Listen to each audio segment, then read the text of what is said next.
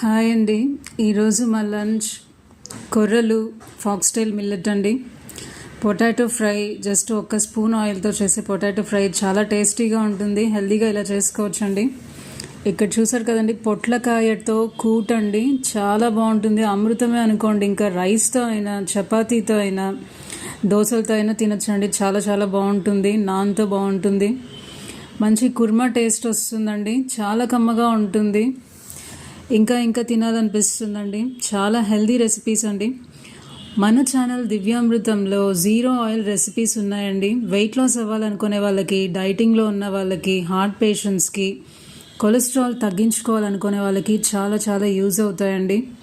ఆయిల్ని ఎంత తగ్గించి తింటే మన గుండె ఆరోగ్యానికి అంత మంచిదండి.